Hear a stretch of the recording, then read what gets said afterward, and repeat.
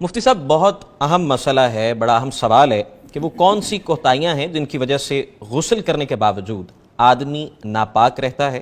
غسل مسنون کا طریقہ کیا ہے؟ معاشرے کا ہر دوسرا تیسرا فرد اسے اس چیز کا علم نہیں ہے۔ غسل کے فرائض کتنے ہیں، ذرا اس پہ روشنی ڈالیے گا۔ غسل دو تین قسم کا ہے جو ضرورت کے حساب سے چینج ہو جاتا ہے۔ ایک ہے کہ گرمی میں آپ تھکے ہوئے آئے، پسینہ آیا ہوا تھا، تو آپ فریش ہونے کے لیے غسل کرتے ہیں، سمپل شاور کھولا اور نہا لیا۔ ایک ہے کہ میاں بیوی کے تعلقات کے بعد خامد کو بھی ضرورت ہے، بیوی کو بھی ضرورت ہے، اور یہ فرض ہے، تو اس کے لیے پھر مزید اہتمام کرنا پڑتا ہے۔ اسی طرح خواتین جب مینسز سے فارغ ہوتی ہیں تو ان کو بھی غسل کرنا پڑتا ہے، اور یہ ان دونوں غسلوں کی نسبت زیادہ اہتمام کے ساتھ اچھی طرح جسم کو مال مار کے دھونا پڑتا ہے۔ جی، غسل جنابت میں خاتون کو اجازت ہے کہ اگر اس نے بالوں کی مینڈیاں بنائی ہوئی ہیں، اچھی طرح بالوں کو کس کے باندھا ہوا ہے، تو وہ نہ کھولے اور پانی سر پر ڈالے، بالوں کو اچھی طرح ملے، جب جڑیں اچھی طرح تار ہو جائیں تو باقی جسم پر پانی بہا لے، تو اس کا غسل ہو جاتا ہے۔ لیکن مینسز سے فارغ ہونے والی خاتون کے لیے ضروری ہے کہ وہ بالوں کو بھی کھولے۔ تو اتنا اہتمام رکھا ہے اسلام نے کہ انسان اچھی طرح طہارت حاصل کرے۔ باقی رہ گیا غسل کا طریقہ۔ آپ نے پوچھا کہ کون سی چیزیں ہیں جن کے باوجود انسان غسل کے باوجود بھی ناپاک ہی رہتا ہے۔ بالکل۔ تو اگر وہ غسل آپ سنت کے مطابق نہیں کریں گے تو پھر آپ بے شک سارا دن پانی میں ڈبکیاں لگاتے رہیں، وہ آپ ناپاک ہی رہیں گے۔ ناپاک۔ تو وہ مسنون غسل ہے کیا؟ نبی رحمت صلی اللہ علیہ وسلم سے دو طریقے منقول ہیں، دونوں بہت آسان ہیں، مشکل نہیں ہیں، لیکن جو نہ سیکھے تو وہ ساری زندگی کہتے ہیں ہمیں پتہ ہی نہیں ہے غسل کا، نہیں پتہ لگتا، بالکل نہیں پتہ۔ ایک ہے کہ آپ جس طرح ابھی ہمارے ہاں بہترین غسل خانے موجود ہیں، ماربل لگا ہوا ہے، چپس لگی ہوئی ہے، پانی نکلنے کی رسا موجود ہے، شاور ہے، شاور ہے۔ تو اگر اس طرح کا واش روم ہے تو اس کے لیے ایک سمپل طریقہ یہ ہے کہ نبی کریم صلی اللہ علیہ وسلم جب غسل کرنے لگتے تو سب سے پہلے اپنے دونوں ہاتھ دھوتے۔ پانی ٹپ میں ہوتا تھا نا یا بالٹی وغیرہ میں، تو سب سے پہلے اپنے ہاتھ دھوتے تاکہ پانی کے اندر ہاتھ ڈالنے سے پانی خراب نہ ہو۔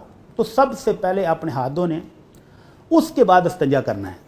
اگر میاں بیوی کی ہم بستری ہوئی ہے تو اس کے بعد بھی استنجا کی ضرورت ہے، اگر ویسے قضائے حاجت سے فارغ ہوا تو بھی استنجا کی ضرورت ہے، تو استنجا کر لے اچھی طرح۔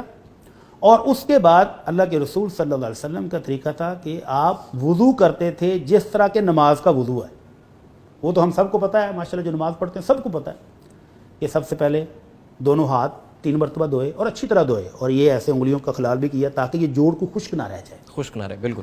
اس کے بعد آدھے پانی سے 3 دفعہ کلی اور 3 دفعہ ناک میں چڑھا کے ناک کو بھی صاف کیا، کلی بھی اچھی طرح کر لی۔ اس کے بعد چہرے کو 3 مرتبہ دھویا، اور چہرہ یہ جہاں سے بال شروع ہو رہے ہیں یہاں سے لے کر نیچے تک اچھی طرح اس کو دھویا، اور پھر دونوں بازو اونیوں سمیت دھوئے۔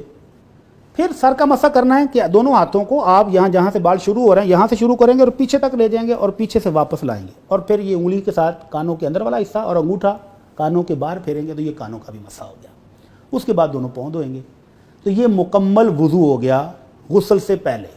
یہ آپ اس وقت استعمال کر سکتے ہیں جس طرح ابھی آپ کے اچھے والے واش روم ہیں جہاں پانی نکل جاتا ہے اور آپ کے پاؤں پر چھینٹے پڑنے سے پاؤں دوبارہ دھونے کی ضرورت نہیں رہتی۔ تو یہ ہے پہلا طریقہ کہ وضو مکمل کریں۔ اس کے بعد نبی کریم صلی اللہ علیہ وسلم کا طریقہ یہ تھا کہ آپ اپنے ہاتھوں کو گیلا کر کے تو بالوں کو اچھی طرح ملتے تھے تاکہ بالوں کی جڑیں تار ہو جائیں۔ جب بالوں کی جڑیں تار ہو جاتی تو پھر آپ 3 بک پانی اس طرح لے کر 3 چلو اپنے سر کے اوپر ڈالتے، پھر ملتے، اور پھر آخر میں پانی پورے جسم پر بہا دیتے۔ اس میں بہانے کا طریقہ یہ ہے کہ پہلے دائیں سائڈ پر بہا لیں اور پھر بائیں پر، تو یہ غسل بھی مکمل ہو گیا ہے، وضو بھی مکمل ہو گیا ہے۔ اور اگر آپ کسی گاؤں میں ہیں جہاں زمین کچی ہے، آپ کو خدشہ ہے کہ جب سر پر پانی ڈالیں گے تو چھینٹے اڑیں گے اور مٹی دوبارہ پاؤں پر پڑ جائے گی، تو پھر دوسرا طریقہ ہے۔ اور اللہ کے نبی صلی اللہ علیہ وسلم نے قربان جائے امت کے لیے کیسی کیسی صورتیں نکالی۔ جی بالکل۔ اس میں یہ ہے کہ وضو کرنا ہے، پہلے جس طرح میں نے بتایا کہ استنجا کریں، استنجا کے بعد وضو کریں، اور جب آپ سر کے مسے پر پہنچیں تو سر پر پانی ڈال کر سر کو ملیں اچھی طرح، اور پاؤں نہیں دھوئیں، پاؤں کو رہنے دیں، اچھی طرح سر کو ملیں، اور اس کے بعد 3 دفعہ جسم پر پانی ڈالنے، پہلے دائیں طرف اور پھر بائیں طرف۔ تو یہ غسل مکمل ہو گیا۔ وہاں سے سائڈ پر ہٹ جائیں کیونکہ اب آپ مٹی اڑ کے تو آپ کے پاؤں پر پڑ چکی ہے، بالکل۔ تو سائڈ پر ہو کر دونوں پاؤں بھی دھو لیں، تو یہ آپ کا مسنون غسل پورا ہو گیا جس میں وضو بھی ہے اور جس میں غسل بھی مکمل ہو گیا ہے۔ تو اس کے ساتھ اب آپ نماز پڑھیں اور جو بھی عبادت کرنا چاہتے ہیں کریں، لیکن اگر اس میں کوئی چیز رہ گئی تو غسل مکمل نہیں، آپ نے وضو ہی نہیں کیا اور خالی شاور لیا ہے تو یہ غسل مکمل نہیں۔ آپ کے جسم کے اوپر کوئی منی لگی ہوئی تھی اور آپ نے استنجا نہیں کیا اور آپ نے ویسے ہی نہا لیا تو بھی مکمل نہیں ہے۔ اور ایک صورت اور بھی ہے کہ آپ نے وضو مکمل کر لیا ہے اور اس کے اوپر جسم پر پانی بھی ڈال لیا ہے، اور اس کے بعد آپ نے صابن لگایا اور साबुन लगाते वक्त शर्मगाह पर भी हाथ लग गए तो आपका ये वुदू टूट गया है।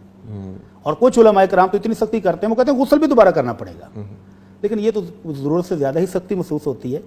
तो वुदू टूट गया है तो आप गुस्ल मुकम्मल करने के बाद वुदू दोबारा से कर ले, नमाज पढ़ने के लिए वुदू को दोबारा से कर ले, गुस्ल ये मुकम्मल हो चुका है। तो इन चीज़ों में से जो मसनून हैं, कोई चीज़ छोड़ देगा तो वो वुदू या गुस्ल नाक़िस हो जाएगा। नाक़िस हो। और अगर हाथ बाजू जो हैं, चेहरा है, पाँव है, सर का मसा है, ये 4 फ़राइज़ हैं, इनमें से कुछ चीज़ रह गई है तो फिर वो गुस्ल भी नाक़िस होगा, नामुकम्मल होगा, शरई गुस्ल शुमार नहीं होगा।